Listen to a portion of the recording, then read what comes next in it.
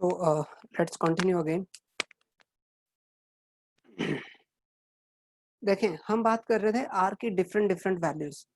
तो यहाँ पर हमने आर की वैल्यूज तो कैलकुलेट करी, ठीक है। हम कैलकुलेट कर सकते हैं कि भाई एन इतना रखना है, पी इतना रखना है, वॉल्यूम इतना रखना है, टेम्परेचर इतना रखना है। और हर बार हमने एन को 1 पुट किया है, टेम्परेचर को 273 पुट किया है। हम जो खेल रहे हैं, हम जो चेंजेस कर रहे हैं वो किस किस में चेंजेस कर रहे हैं? प्रेशर में, और हम चेंज कर रहे हैं वॉल्यूम के अंदर। यानी कि सिर्फ और सिर्फ प्रेशर और वॉल्यूम को चेंज कर करके हमारे पास आर की डिफरेंट वैल्यूज आई हुई है, ठीक है। तो इसलिए आपको जो है एग्जाम टाइम पर ये सब याद करने की बिल्कुल भी जरूरत नहीं है, 1% भी। आप क्या कर सकते हैं, आप डायरेक्ट यहाँ से सम अप कर सकते हैं चीजों को, ठीक है। देखिए कैसे करेंगे हम इसको। हमें इसकी कोई भी जरूरत नहीं है, मैंने सिर्फ आपको ये इसलिए बताया ताकि आपको पता रहे कि कैसे ये कैलकुलेट होती हैं, ठीक है। बस आप देखें, आपको ये चीज याद रखनी है। क्या है ये चीज? लेट्स फाइंड आउट कि हमने यूनिट्स ऑफ प्रेशर देखनी है, क्योंकि किसी भी न्यूमेरिकल प्रेशर दिया होगा, वॉल्यूम दिया होगा। सिर्फ प्रेशर और वॉल्यूम, देखो आर की इतनी सारी वैल्यूज हैं, बट उसमें पहली बात जो कॉमन है वो ये है कि टेम्परेचर हमेशा केल्विन में है। पर केल्विन पर केल्विन पर केल्विन पर केल्विन, यहाँ पर केल्विन, यहाँ पर केल्विन और पर केल्विन, यानी कि हर बार टेम्परेचर को आप केल्विन में रखेंगे। उसके बाद दूसरा पॉइंट कि आप अमाउंट को हमेशा किस में रखेंगे? नंबर ऑफ मोल्स में। यहाँ पे देखो पर मोल पर मोल पर मोल पर मोल पर मोल पर मोल एंड अगेन पर मोल, यानी कि टेम्परेचर और अमाउंट वो फिक्स है कि वो केल्विन और मोल में ही एक्सप्रेस होगा। सिर्फ क्या चीज चेंज कर रही है? या तो प्रेशर चेंज करेगा या फिर वॉल्यूम चेंज करेगा। जैसे अगर मान लो आपको न्यूमेरिकल में प्रेशर किस में दिया हुआ है? एटीएम में, एटमॉस्फेयर में। और वॉल्यूम, यूनिट्स ऑफ वॉल्यूम क्या दिया? या तो लीटर में दिया हुआ हो या डेसीमीटर क्यूब में दिया हो। अगर लीटर में दिया हुआ है तो भी वैल्यू कितनी आएगी? 0.0821। और डेसीमीटर क्यूब में है तो भी 0.0821। 98% चांसेस हैं कि जब आपका फाइनल पेपर होता है तो उसमें आर की वैल्यू गिवन होती है, बट फिर भी हम वर्स्ट केस मान के चलेंगे कि आर की वैल्यू नहीं गिवन है। तो आप पहले से याद रखें कि अगर प्रेशर एटीएम में है और वॉल्यूम चाहे लीटर में हो चाहे डेसीमीटर क्यूब में हो, हमेशा आर की वैल्यू कितनी आएगी? 0.0821। यूनिट्स उसी हिसाब से एटीएम पर एटीएम लीटर पर केल्विन पर मोल या एटीएम डेसीमीटर क्यूब पर केल्विन पर मोल। लेकिन अगर प्रेशर एटीएम में ही रहने दें, प्रेशर किस में रहने दें? एटीएम में, लेकिन वॉल्यूम को किस में ले आए? सेंटीमीटर क्यूब में। तो हमें पता है 1 लीटर में 1000 सेंटीमीटर क्यूब होता है, तो इसको सिंपली 1000 से मल्टीप्लाई कर दो। 1000 से मल्टीप्लाई कर दोगे तो 82.1 आ जाएगा। 82.1 आ जाएगा। तो आपको अगर यूनिट कन्वर्जन का हल्का सा भी आइडिया है, then you will be able to solve, ठीक है। तो ऐसे ही देखो, जैसे डायन सेंटीमीटर स्क्वायर पर सेंटीमीटर स्क्वायर, ये किसमें है? प्रेशर में है। और वॉल्यूम किसमें है? सेंटीमीटर क्यूब में। अब की बार हमने वॉल्यूम सेम रखा, प्रेशर को चेंज कर दिया। तो अगर ऐसा है तो आर की वैल्यू चेंज करके कितनी हो जाएगी? 8.314। हमें जो सबसे ज्यादा वैल्यू यूज करनी होती है 1, and this is your second, and this is your third, ठीक है। ये वैल्यूज आपको याद रखनी है, आइदर 0.0821, 8.314 और 0.083 बार। आप जो है आप इसमें से क्या याद कर लो? आप याद कर लो कि जो है अगर मान लो जूल पर केल्विन पर मोल है, ये तो एक सिचुएशन होगी, या किलो पास्कल है। प्रेशर अगर बार में है तो 0.083, और अगर प्रेशर एटीएम में है तो 0.0821, यानी कि इसमें कुछ ज्यादा फर्क नहीं है। आपको सिर्फ ये वैल्यूज ही याद रखनी पड़ेगी, ठीक है। सिर्फ ये वैल्यूज याद रख के आप हर एक न्यूमेरिकल को जो है सॉल्व कर सकते हैं। चलिए, अब तक हम बात कर रहे हैं गैस कांस्टेंट्स की। हमने और क्या पढ़ा था? इसके बाद हम पढ़ चुके हैं क्या? हम पढ़ चुके हैं डाल्टन्स लॉ। डाल्टन्स लॉ में भी हमने दो फार्मूलाज जो हमने पढ़े थे, दो फार्मूलाज हम पढ़ चुके हैं। एक था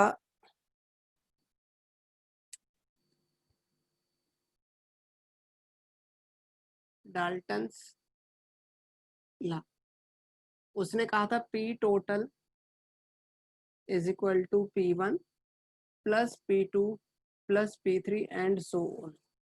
कि एक कंटेनर में एक से ज्यादा गैसेस हैं, हर एक के पार्शियल प्रेशर को सम करो, that will be equal to the total pressure. या इसी में हमने निकाला था कि partial pressure P1 is equal to mole fraction of gas 1 multiplied by P total. अच्छा, इसमें हम पार्शियल प्रेशर को स्मॉल p से लिखते हैं, ये याद रखना, not capital P, it will be your small p। ठीक है, तो partial pressure of gas 1 will be equal to mole fraction of gas 1 multiply by P total. ऐसे ही अगर मुझे पार्शियल प्रेशर ऑफ गैस 2 निकालना तो वो क्या निकलेगा, मोल fraction of gas 2 multiply by P total. ठीक है, तो यहाँ पर हम जो है ये सब ऑलरेडी इस चैप्टर में पढ़ चुके हैं, सिर्फ ये एक ऐसा पोर्शन था जो अभी तक आपने नहीं किया था। ठीक है, इसको भी आप फाइनल वे में इस हिसाब से कर सकते हैं, और जैसे जैसे आप न्यूमेरिकल सॉल्व करेंगे आर की वैल्यूज आपको याद होती रहेगी। चलिए, हम अब यहाँ से आते हैं अपने चैप्टर के लास्ट की तरफ मूव कर रहे हैं, that is we will have kinetic molecular theory. Kinetic molecular theory of gases. Kinetic molecular theory of gases, हमें ये पढ़ना है। इसके बारे में देखें हम क्या करेंगे या ये थ्योरी है क्या। गैसेस को हम पढ़ रहे हैं, गैसेस का बिहेवियर है, उस बिहेवियर को थ्योरी में हमने बना रखा है। यानी कि kinetic theory of gases, kinetic molecular theory क्या बिहेव करती है, it explain the behaviour of gases.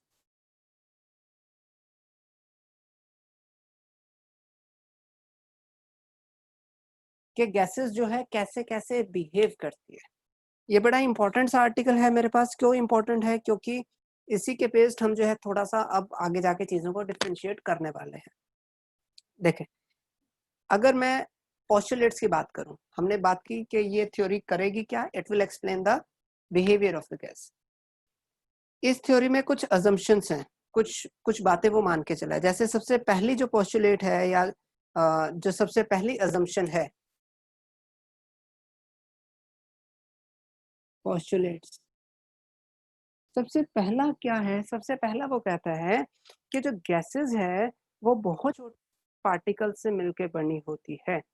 ठीक है, gases are formed from very small particles called molecule. ठीक है, तो वो जो है, देखो नाम ही सजेस्ट कर रहा था काइनेटिक मॉलिक्यूलर थ्योरी, यानी कि हम मॉलिक्यूल के लेवल पर जाकर स्टडी करने वाले हैं। तो यहाँ पर हम कह सकते हैं that every gas is made up of a large number of extremely small particles called molecules. ठीक है, अब क्योंकि गैस सेम है, यानी कि molecules of same gas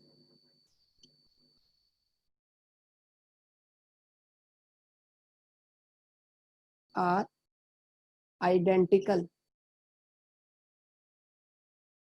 identical मतलब बिल्कुल एक जैसे हैं। एक जैसे होने का मतलब क्या हो गया कि उनका साइज है, ठीक है, उनका साइज है, उनकी शेप है, उनका वॉल्यूम है, वो सब क्या है, सेम है, क्योंकि गैस क्या है, सेम है। अगर आप इसको डाल्टन्स थ्योरी से कंपेयर करके चलोगे तो आपको पता चलेगा इसमें वही सब बातें हैं जो डाल्टन की थ्योरी में हम पढ़ रहे हैं चैप्टर नंबर 1 में। चलिए सेकंड पोस्टुलेट की बात करते हैं। मान लेते हैं, बड़े ध्यान से समझना, मान लेते हैं आपके पास एक कंटेनर है, ये कंटेनर है, ठीक है, this is the container you have, और ये कितने लीटर का है, 100 लीटर का है। 100 लीटर बहुत बड़ी होती है, या मैं इसको थोड़ा सा और बड़ा कर लेता हूँ, 500 लीटर की है ये शायद आपके घरों में जो वाटर टैंक है वो इतनी कैपेसिटी का होता है, 500 लीटर का ही, 500 का होता है या 1000 का होता है।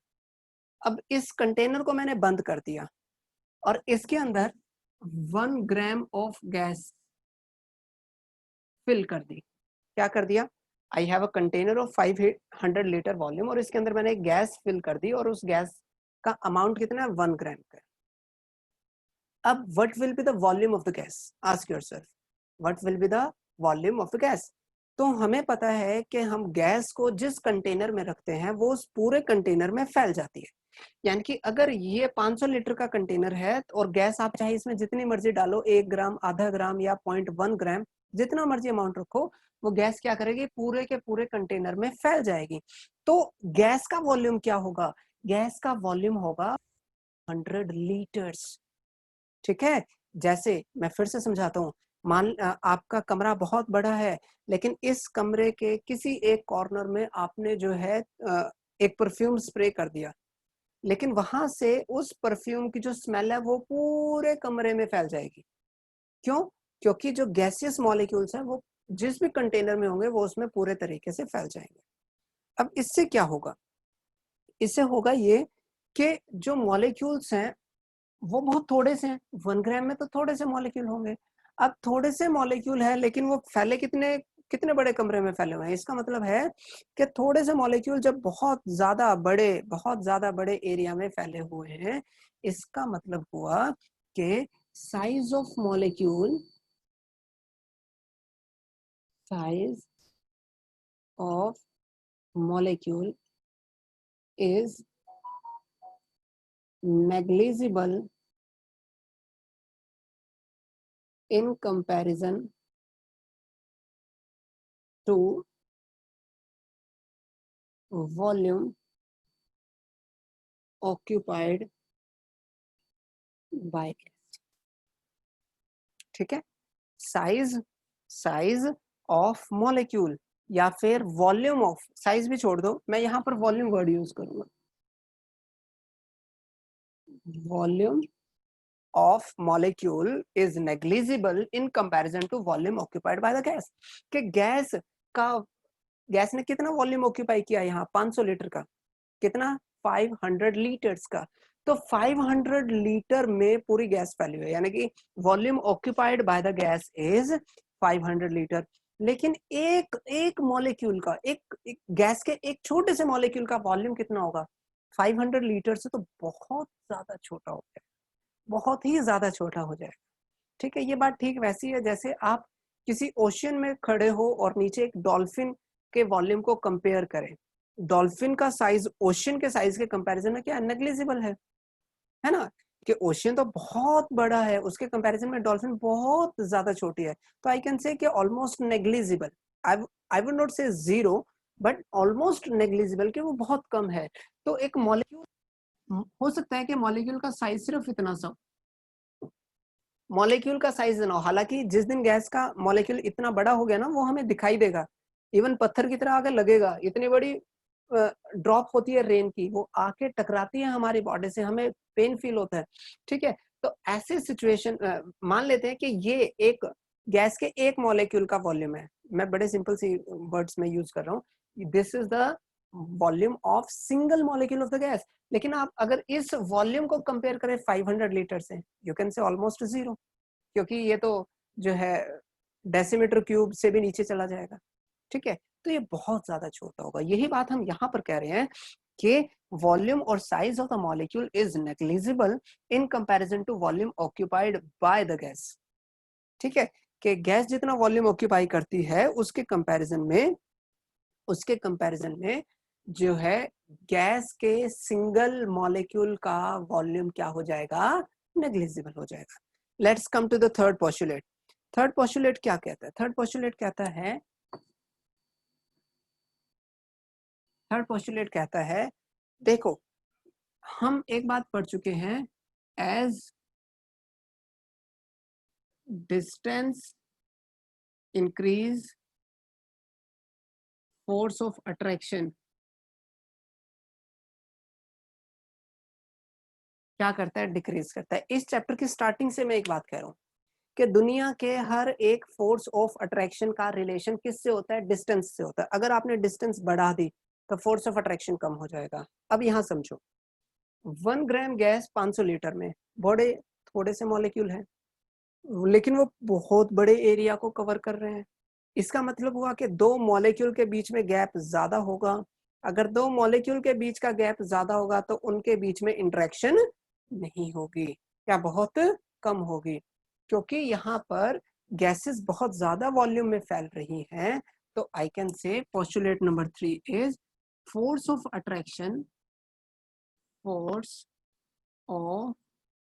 attraction between molecules of gas is negligible because of large separation distance between them, कि वो एक दूसरे से इतनी ज्यादा दूरी पर है कि उनके बीच में force of attraction almost zero हो गया। इसको दूसरी भाषा से समझो, लोअर क्लास से आप पढ़ते आ रहे हो कि गैसेस क्या करती हैं, फैलती हैं। गैसेस क्या करती हैं, वो फैलती है। लेकिन क्या लिक्विड भी ऐसे फैलता है? नहीं। क्या सॉलिड भी ऐसे फैलता है? नहीं। अगर सॉलिड ऐसे फैलता होता तो ये मार्कर अगर अब इस शेप का है, इस साइज का है, तो हो सकता है कि ये शाम आते आते थोड़ा सा बड़ा मोटा सा हो जाता, फैल जाता। लेकिन ऐसा नहीं होता, ये इतना ही रहनेबल है। क्यों? क्योंकि इसके मॉलिक्यूल एक दूसरे को स्ट्रांगली अपनी तरफ पकड़ के रखे हुए हैं, यानी कि वो यहीं पर रहते हैं। लिक्विड में थोड़ा सा वो फैलता है, क्यों? क्योंकि उनके बीच में गैप है। लेकिन गैसेस तो हमेशा हर सेकंड फैलती रहती है, क्योंकि मॉलिक्यूल्स एक दूसरे को अपनी तरफ खींच ही नहीं पा रहे। अगर मॉलिक्यूल्स एक दूसरे को अपनी तरफ खींच पाते तो वो उससे दूर जा ही नहीं पाता। लेकिन गैसेस क्या करती हैं, फैलती हैं। मॉलिक्यूल्स एक दूसरे को अट्रैक्ट कराते नहीं, या बहुत कम फोर्स से कराते हैं, जिसकी वजह से गैसेस के मॉलिक्यूल्स हमेशा एक दूसरे से दूर जाते रहे। तो यही बात हम यहाँ पर कह रहे हैं कि force of attraction between the molecules of gas is negligible because of large separation distance between them। ठीक है, चलिए नेक्स्ट हम बात करते हैं फोर्थ पॉइंट की। फोर्थ पॉइंट क्या कहता है? फोर्थ पॉइंट कहता है no effect of gravity on gaseous molecules. कि जो गैस के मॉलिक्यूल्स हैं, जो गैस के मॉलिक्यूल्स हैं, उनके ऊपर ग्रेविटी का कभी कोई फर्क नहीं पड़ता। मतलब ग्रेविटी क्या करती है, हर चीज को अर्थ के सरफेस की तरफ खींचती है। गैस के मॉलिक्यूल्स अर्थ के सरफेस नहीं जाते, ठीक है, अर्थ के सरफेस तक नहीं जाते, यानी कि ग्रेविटी उनको अपनी तरफ नहीं खींच पाती। अब मान लो अगर ऐसा होता तो क्या होता? मान लो अगर ऐसा होता कि जो है गैस के मॉलिक्यूल्स पे ग्रेविटी लगती, तो हम ऐसे खड़े होकर सांस नहीं ले पाते, हमें लेट के सांस लेना पड़ता है, क्योंकि सारे की सारी गैस मॉलिक्यूल तो अर्थ के सरफेस पे होती। ठीक है, तो मतलब आपको लेटना पड़ता ताकि ऑक्सीजन आ जाए। या जब आप चलते, तो जब आप पैर लगाते या चलते, जैसे धूल उड़ती है, ऐसे ही गैस के मॉलिक्यूल्स आपके पैर की वजह से उड़ जाते। ठीक है, लेकिन ऐसा नहीं होता। अब इसको मैं दूसरे तरीके से भी, अगर मैं इसके ऊपर क्वेश्चन मार्क लगाऊं कि क्यों नहीं होता, what is the reason behind that, तो इसके लिए एक बड़ा सिंपल सा आंसर है। आप पढ़ चुके हो F is equal to G m1 m2 over r square. This is the formula for gravitational force. ठीक है, जी ग्रेविटेशनल कांस्टेंट है, उसमें तो कोई चेंज होता नहीं। m is the mass of earth, वो भी फिक्स है। m2 is the mass of the body which is being attracted। जैसे आप गैस के मॉलिक्यूल्स को अट्रैक्ट करा रहे हो, तो गैस के मॉलिक्यूल्स का मास जो है, अब क्योंकि गैस के मॉलिक्यूल्स का मास बहुत कम होता है, ठीक है, as as mass of gas molecules less so F is also less। ठीक है, आप क्लास 9th से पढ़ते आ रहे हैं कि force is directly proportional to the product, force is directly proportional to the product of your masses of the bodies. कि जिन दो बॉडीज के बीच में आप फोर्स ऑफ अट्रैक्शन की बात कर रहे हो, उनके जो है, उनके मासेस जितने ज्यादा होंगे, मास का प्रोडक्ट m1 m2 जितना ज्यादा होगा, फोर्स ऑफ अट्रैक्शन उतना ज्यादा होगा। क्लास 9th से पढ़ते आ रहे हो, तो उसके बेसिस पे मैं कह सकता हूँ कि गैस के मॉलिक्यूल का, क्योंकि फोर्स ऑफ अट्रैक्शन बहुत कम है, फोर्स ऑफ अट्रैक्शन बहुत ही कम है, सॉरी मास बहुत ही कम है, तो इसका मतलब है फोर्स ऑफ अट्रैक्शन भी कम होगा। चलिए coming to the fifth postulate. अब इसमें हम क्या मानते हैं, इसमें हम ये मानते हैं कि मान लेते हैं this is the container you have, in this container you put a gas, gas के बहुत सारे मॉलिक्यूल्स हैं, और अभी अभी आप कह रहे थे कि गैस के मॉलिक्यूल्स क्या करते हैं, गैस क्या करती है, फैलती है। गैस क्या करती है, फैलती है। जब वो गैस फैलती है तो उस टाइम पर मॉलिक्यूल्स की काइनेटिक एनर्जी होगी, कुछ ना कुछ काइनेटिक एनर्जी तो होगी, मैं नहीं कहूंगा ज्यादा होगी कम होगी, बट क्योंकि they are moving, gas molecules are moving, they will have some kinetic energy. When they will have some kinetic energy, it means these molecules will strike the walls of the container, है ना। सीधी सी बात है। Pressure cooker में सीटी क्यों आती है, आप पानी होता है उसको गर्म करते हो, इसके वेपर्स बनते हैं, जब वेपर्स बनते हैं तो वो दीवारों से जाकर टकराते हैं, जब वो इतना ज्यादा हो जाते हैं अमाउंट में, इतना ज्यादा प्रेशर लगा देते हैं कि वो सीटी को उठा सके, तो वो जो है प्रेशर लगा के सीटी को उठा देते हैं। यानी कि जब भी गैस के मॉलिक्यूल्स आप किसी भी कंटेनर में रखोगे, किसी भी कंटेनर में रखोगे, दे exert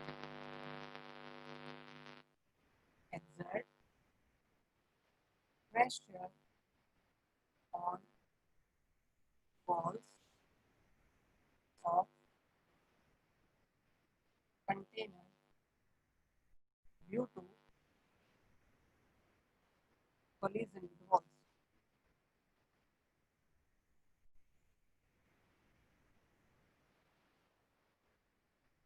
कि वो क्या करेंगे, दीवारों से लगातार टकराएंगे, टकराने की वजह से they will exert some pressure, ठीक है, they will exert some pressure। इसको एक और तरीके से समझ सकते हैं, जैसे घरों में हम चावल बनाते हैं, या मान लो बहुत ज्यादा भूख लगी है तो मम्मी फटाफट चावल बना के दे देती है, लेकिन वो कहते हैं 2 सीटी आने दे, चावल तो यार 10 मिनट लगेंगे, 2 सीटी आ गई, आपको भूख ज्यादा लगी हुई, तो उसके बाद आप जाओ प्रेशर कुकर सीधा खोलने की कोशिश करो, you will not be able to, है ना, आप प्रेशर कुकर खोल नहीं पाएंगे। प्रेशर कुकर खोलना है तो आपको क्या करना पड़ेगा, पहले सीटी उठाओ, अंदर जितने भी वेपर्स है सबको बाहर भगाओ, ठीक है, सबको क्या करो, बाहर भगाओ, तब जाके वो ढक्कन खुलता है।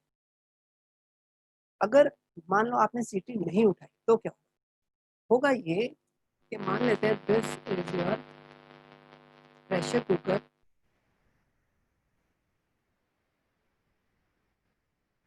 ये सीटी है, मैंने इसको ढक्कन से बंद कर दिया, तो ये जो वेपर्स होंगे वो वेपर्स क्या करेंगे, ढक्कन को ऊपर की तरफ प्रेशराइज कर उठा रहे ऊपर की तरफ। लेकिन अगर आपको ढक्कन खोलना है तो खोलने का प्रोसेस क्या होता है, आप उसको जब खोलते हैं तो थोड़ा सा नीचे लेके आते हैं, टेढ़ा करते हैं, निकाल लेते हैं। आप क्या करना चाहते हो, आप इसको नीचे की तरफ लेके जाना चाहते हो। गैस क्या कर रही है, ढक्कन को ऊपर की तरफ, आप क्या कर रहे हो, ढक्कन को नीचे की तरफ, तो दोनों अपोजिट फोर्सेस हैं। तो आप क्या करते हो, सीटी उठा देते हो, सीटी उठाने से क्या होगा, ये कंटेनर के वेपर्स धीरे धीरे धीरे धीरे कम हो जाएंगे, जिसकी वजह से अंदर जो प्रेशर लग रहा था वो कम हो जाएगा। प्रेशर कम होते ही आप हल्का सा भी फोर्स लगाओगे तो ढक्कन खुल, ठीक है। तो ये हमें सिर्फ ये बात सिखा रहा है कि गैस के जो मॉलिक्यूल्स होते हैं they always exert some pressure, these molecules always exert some pressure, वो हमेशा कुछ ना कुछ प्रेशर लगाएंगे, ठीक है। और जब वो मतलब हम यहाँ पर कह रहे हैं कि कॉलिजन विद द वॉल्स, के वो दीवारों से टकरा रहे हैं, लेकिन आप सोच के देखो कि गैस के मॉलिक्यूल्स लगातार भाग रहे हैं, अलग अलग डायरेक्शंस में भाग रहे हैं।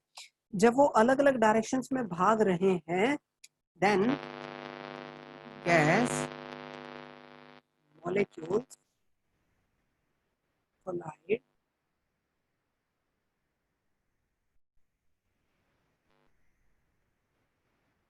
with each other, कि वो एक दूसरे के साथ भी जो है क्या कर रहे होंगे, एक दूसरे के साथ भी क्या कर रहे होंगे, टक्कर मार, ठीक है। आप सोच के देखो ना कि ग्राउंड है, ग्राउंड में 50 बच्चे हैं, आपने सबको कहा कि ग्राउंड के इस हिस्से से आपको इस हिस्से की तरफ भागना है, यहाँ से नीचे की तरफ भागना है, क्या कभी टक्कर होगी, नहीं होगी। अब आप कहते हो कि बच्चों आप किसी भी, आपको जहां मन आया वहां जाके वहां उस डायरेक्शन में भाग सकते हो, तो कोई आगे भागेगा, कोई पीछे भागेगा, कोई लेफ्ट भागेगा, कोई राइट भागेगा। तो उस सिचुएशन में मान लो कि एक बच्चा नीचे की तरफ सीधा भागना चाह रहा है और एक जो है ऐसे भागना चाहता है, तो दोनों की टक्कर के चांसेस क्या हो जाएंगे, बढ़ जाएंगे।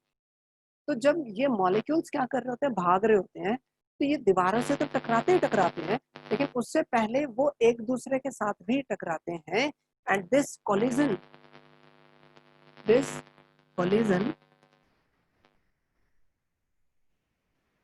is is always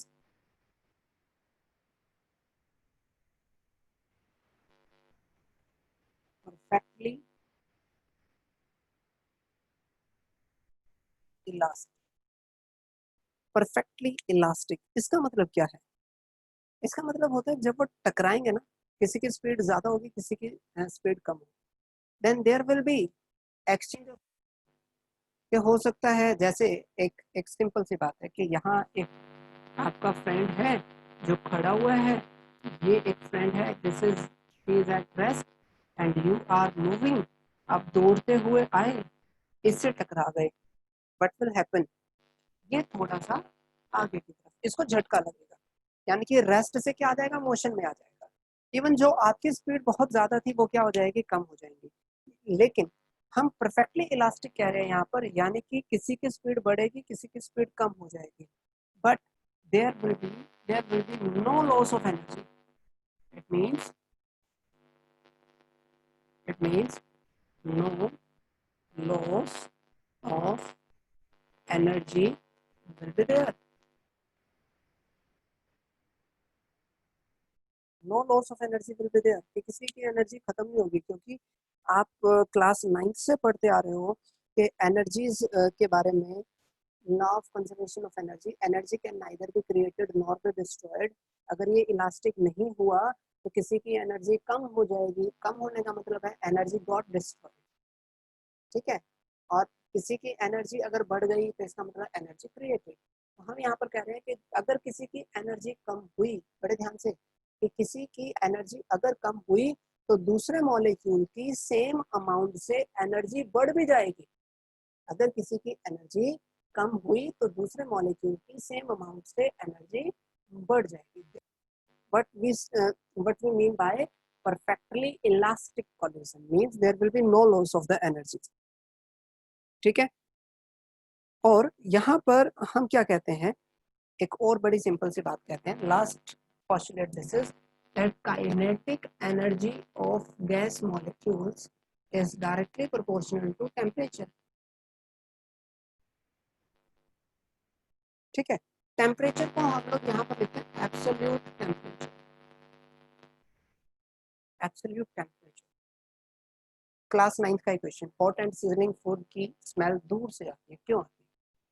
क्योंकि जब फूड गर्म होता है तो उसकी काइनेटिक एनर्जी ज्यादा होती है, यानी कि गर्मी अगर आपने दी तो उसकी काइनेटिक एनर्जी क्या होगी, ज्यादा होगी, means it will travel a long distance. अगर फूड ठंडा हो गया तो स्मेल दूर तक नहीं आएगी, you will have to go close. By, क्योंकि मॉलिक्यूल्स अगर ठंडे हो गए उनकी काइनेटिक एनर्जी क्या हो जाएगी, कम हो जाएगी। काइनेटिक एनर्जी कम होते ही वो ज्यादा डिस्टेंस ट्रेवल नहीं कर पाएंगे, यानी कि kinetic energy of gas is directly proportional to the temperature. तो आज हमने क्या सीखा? आज हमने सीखा कि आर की अलग अलग वैल्यूज को हम कैसे यूज करते हैं। आपको यूनिट देखनी है प्रेशर की और वॉल्यूम की, और आर की वैल्यू उस हिसाब से यूज कर देनी है।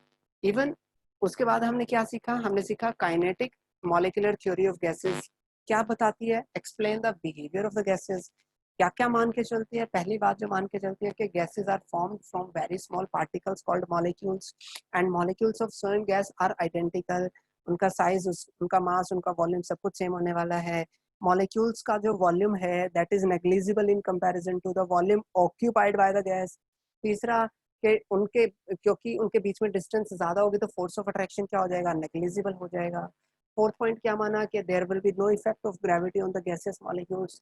देन वी सेड के gases exert pressure on the walls of the container. Then we said that gas molecules collide with each other also, and that collision is perfectly elastic in the nature, means of energy will be there। और last हमने क्या कहा कि kinetic energy ज्यादा होगी, kinetic energy ज्यादा होगी तो एब्सोल्यूट टेम्परेचर ज्यादा होगा। या टेम्परेचर ज्यादा होगा तो काइनेटिक एनर्जी ज्यादा होगी, टेम्परेचर कम तो काइनेटिक एनर्जी भी कम। ठीक है, तो आज हमने ये सब चीजें सीखी हैं। नेक्स्ट टाइम जब हम बात करेंगे तो हम बात करने वाले हैं कि भाई कुछ ऐसी गैसेस हैं जो आइडियल गैस की तरह बिहेव करती है और कुछ ऐसी है जो आइडियल गैस की तरह बिहेव नहीं करती। ठीक है, तो नेक्स्ट टाइम जो हमारी बात होगी वो होगी कि कोई गैस अगर आइडियल गैस की तरह बिहेव नहीं करती तो क्यों नहीं करती। ठीक है, so this is all for the day, मिलते हैं next time, till then good bye.